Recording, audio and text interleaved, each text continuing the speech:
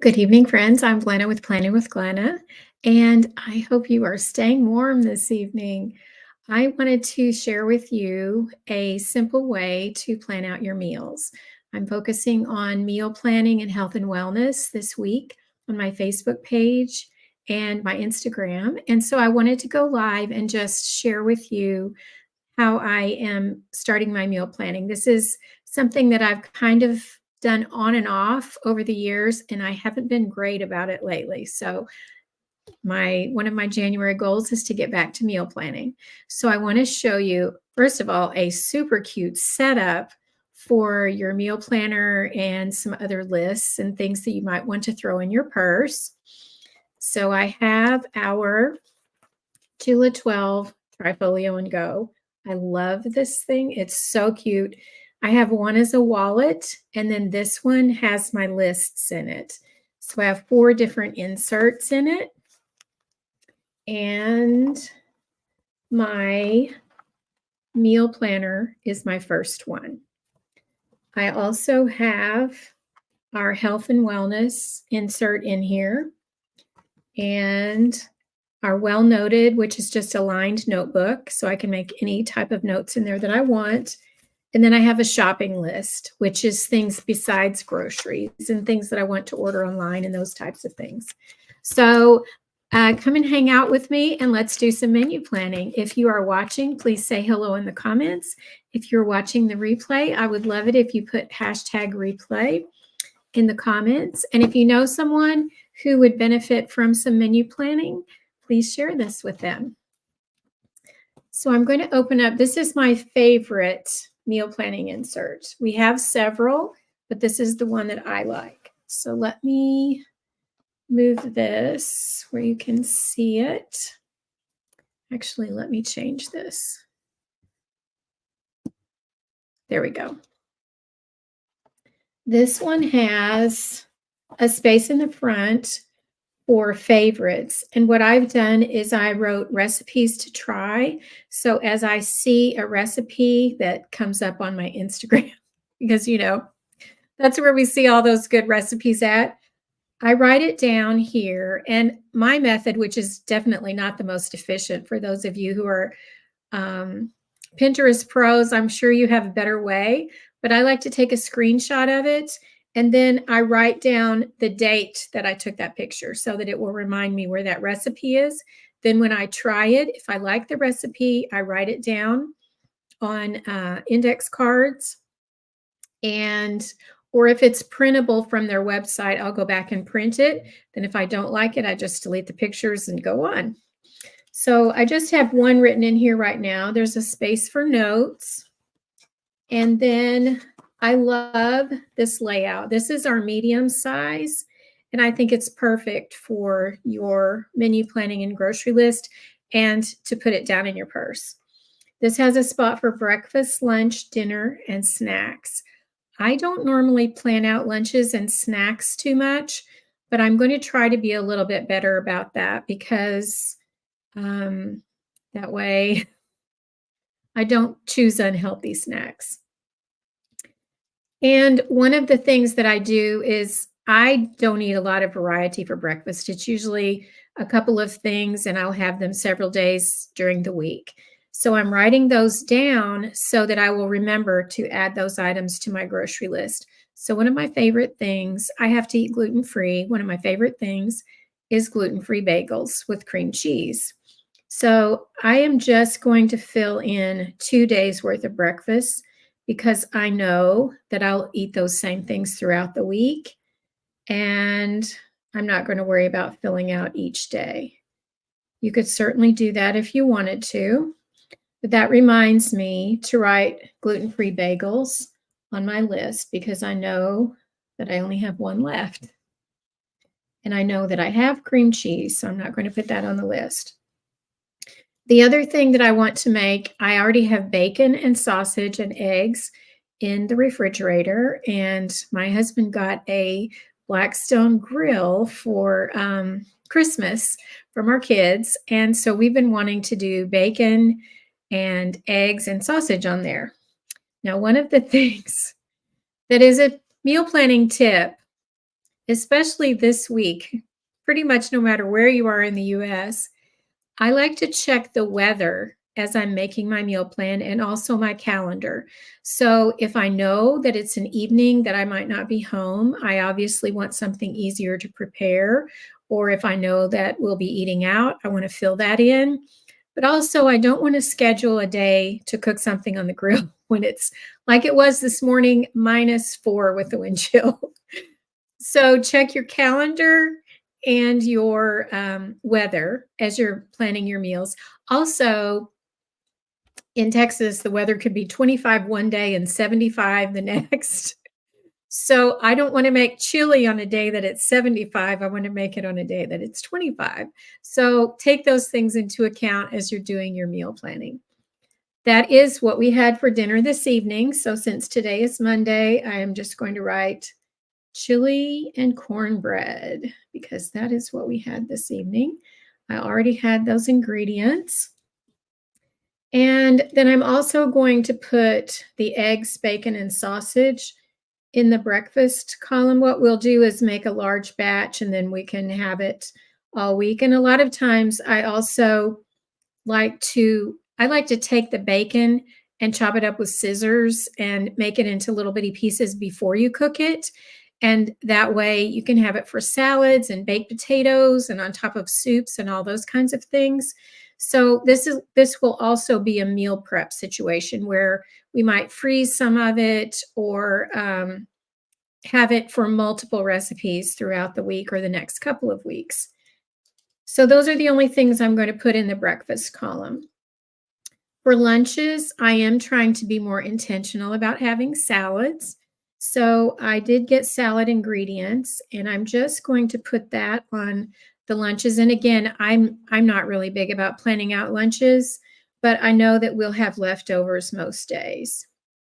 And the main reason that I write those there, again, is so that if there's anything that I want to add to my grocery list, that reminds me to put it over here. So I know that I have all the salad ingredients that I need.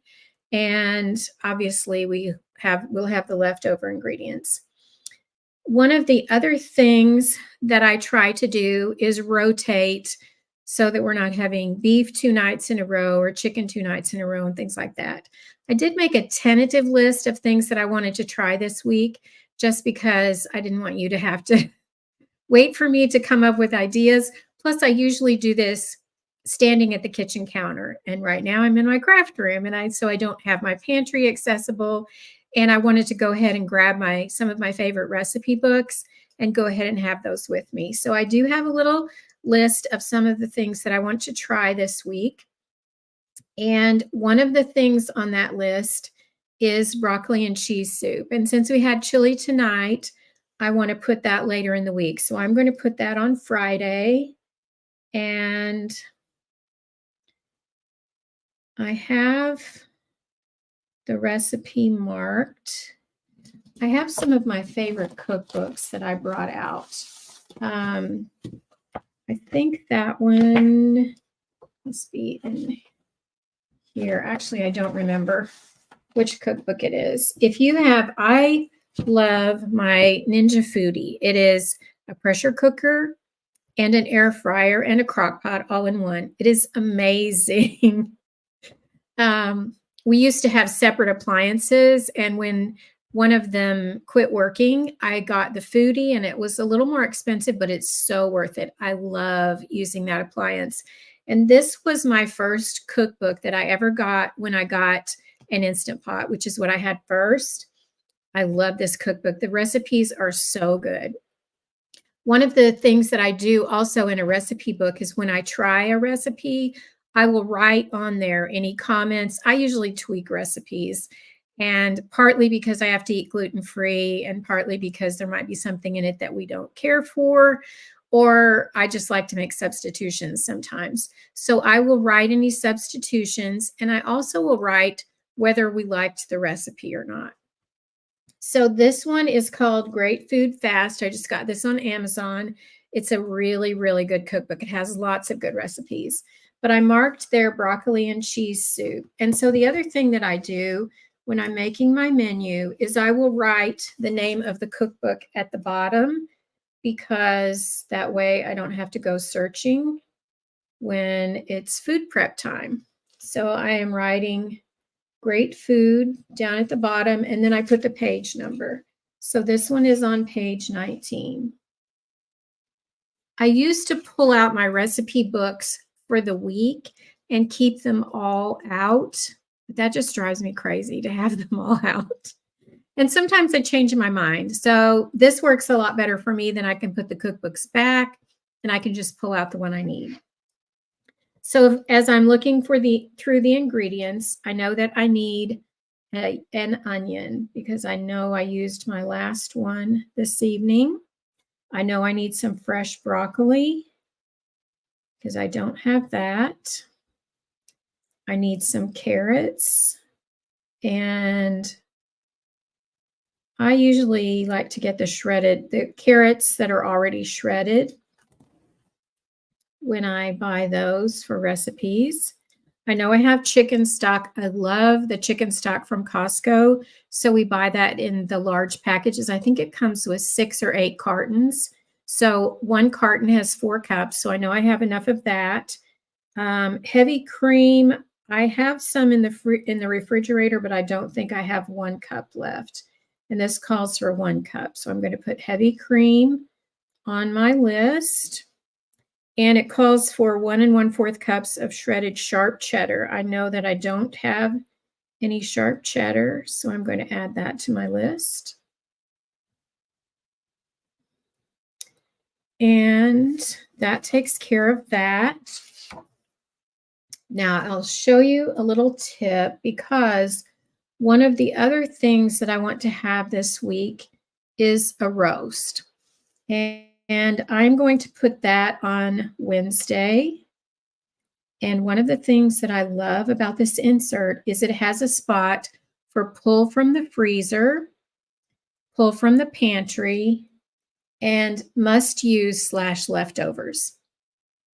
So I'm going to put roast on here, and I'm going to put a W for Wednesday to remind me on Wednesday morning that I need to pull the roast from the freezer.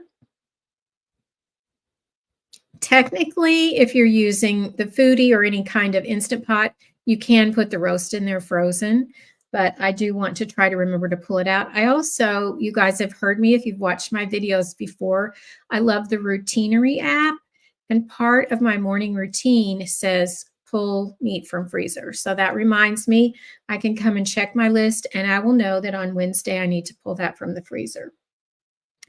I also always put potatoes in with my roast. And I know that, let's see, I do have red potatoes.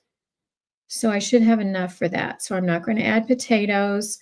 I am going to try something new. Katie, if you're watching, I love Epicure's mixes. And this is a wintry mushroom soup. I'm just going to sprinkle this on top of the roast.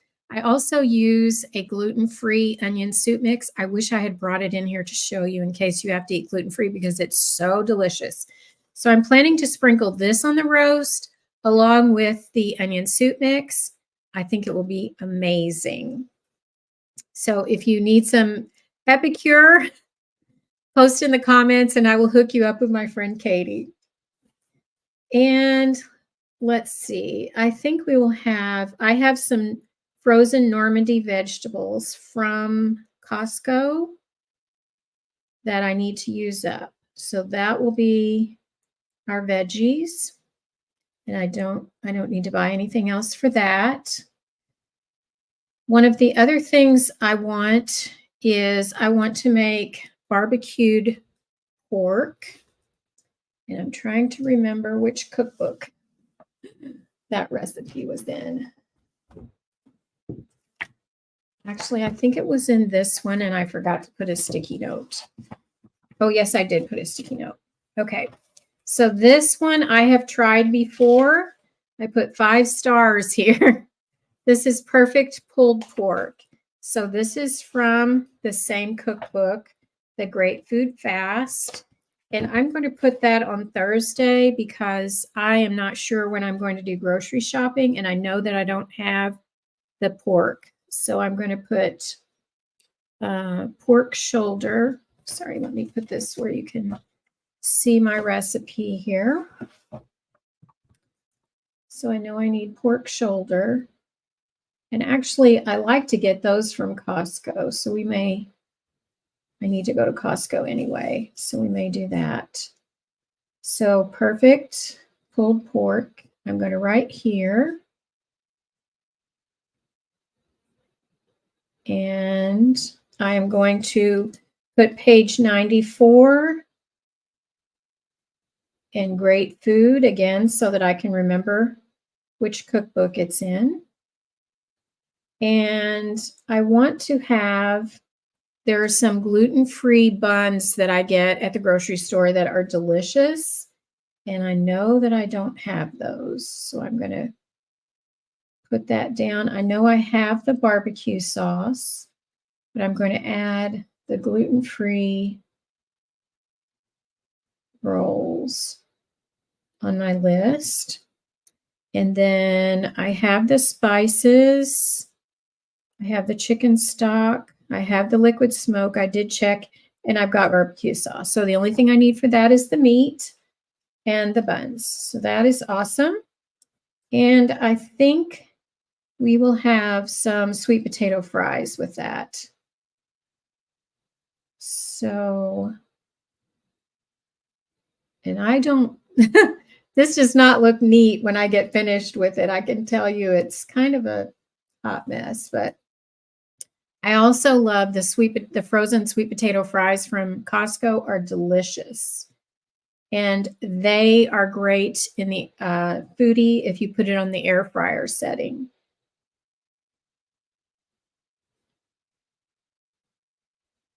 So what I usually do, I'm going to make this, the pulled pork in the foodie, and then I will just clean it out, and then I will go back in and do the fries. All right, so I have 2 other things that I want to make. One of them is chicken thighs, so I'm going to put that on tomorrow night because I know I have those in the freezer.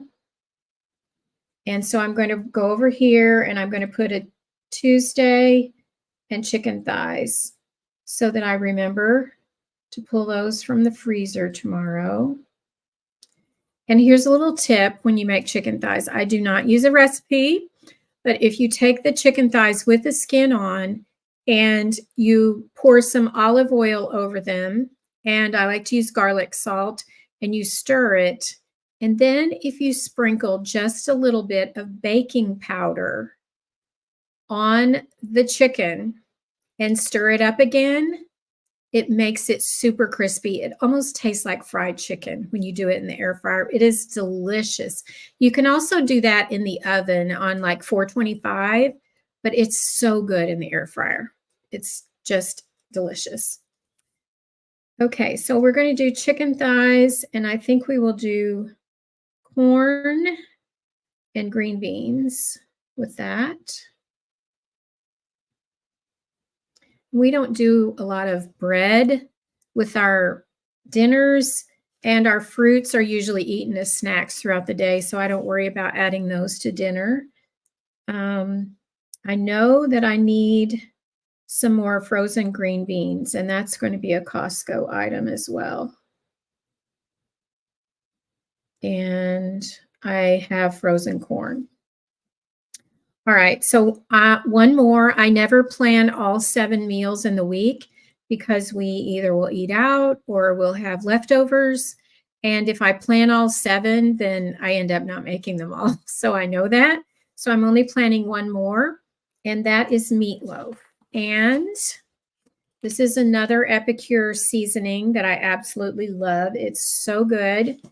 And you just use the packet with ground beef, egg, water, and then it tells you to combine ketchup, brown sugar, and honey mustard to put on top of it.